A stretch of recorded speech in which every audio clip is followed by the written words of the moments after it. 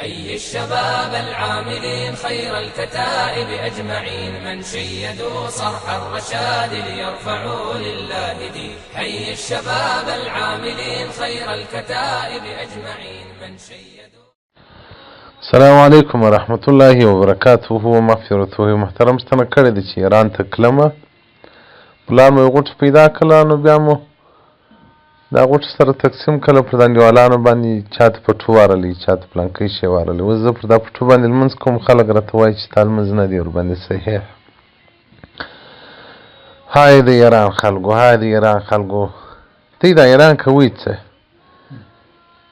تی دا ایران کوي څه، خو بلې خوا ته ولاړ سي.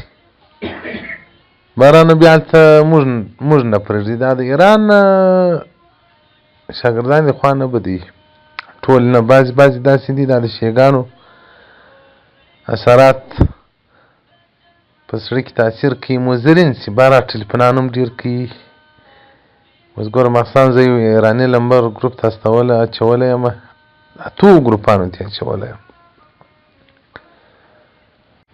نو باره غلط شیان هم راستي یا ګروپانو ته ښکنځل وي، دوی په خپل مابینځ کې ښکنځل سره کوي، تصویران سره راستي. ولې دومره د ظالم زو ظلم کوي؟ نو دا د ایرانیانو څه زه د تر پزې راغلی یم. بعضې مخلصین شاګردان هم کې پکښې دي، هغه نه یادوو، ډېر محبت و ادب لري، لکه غلام رسول مریض صاحب دی، حاجي احمد خادم دی، داسې نو ډېر په سواو شاګردان سته. خو اکثره یې داسې مضران دي، لکه شیګان دا ډول مضران دي. نو ده وایي دا غوټه مو پیدا کړله. محترمه فقها کرام وایي غوټه که سړي پیدا کړله،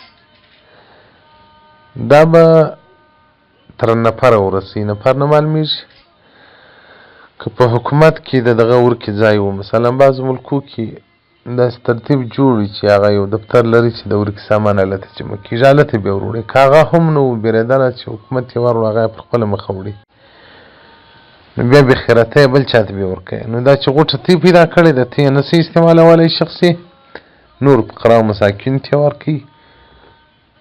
کار وخت دغه سړی رالی پیدا سو، طلب یې وکړي، ته یې به قیامت ته د غوشانو ورکوي. بهرک جلد صفحه نمبر 256 جلد نمبر 5. والسلام علیکم ورحمة الله وبرکاته.